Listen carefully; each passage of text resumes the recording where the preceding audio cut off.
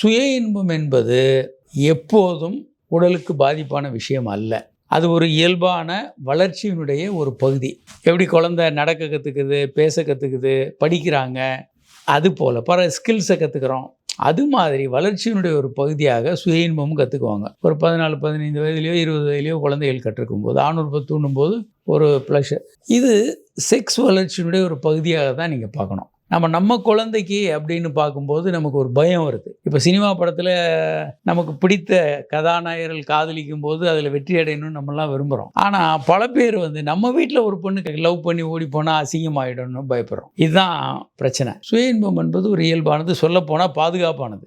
அமெரிக்க அரசாங்கமே சுய இன்பம் பண்ணுங்க அப்படின்னு எஜுகேட் பண்ணாங்க குழந்தைகளை. ஏன்னா அங்கெல்லாம் சுய இன்பம் பண்ணுறதுக்கு பதிலாக ஸ்கூல் போகிற குழந்தைகள் செக்ஸில் ஈடுபடுறது ரொம்ப காமனாக பார்க்க முடியும். ஹார்வர்டில் பண்ண ஒரு ஆய்வுகள் 1950 பேரில் பண்ண ஆய்வுகளில் வயதானவர்கள் முக்கியமாக, நம்ம வயதானவர்கள்லாம் சுய இன்பம் பண்ணக்கூடாதுன்னு நினச்சிக்கிட்டு இருக்கோம். செக்ஸ் ஈடுபடுறதே தப்புன்னு நினச்சிக்கிட்டு இருக்கோம். ஒரு மாதத்திற்கு 22 முறை அவங்க விந்து வெளியேற்றினாங்கன்னா கேன்சர் வரக்கூடிய வாய்ப்பு வெகுவாக குறைகிறதுன்னு சமீபத்திய ஹார்வர்டு ஆய்வு வந்திருக்கு. இது யூரோப்பியன் ஜேர்னல் ஆஃப் யூராலஜியில் பப்ளிஷ் ஆயிருக்கு. அப்போது சுய இன்பம் நல்லது.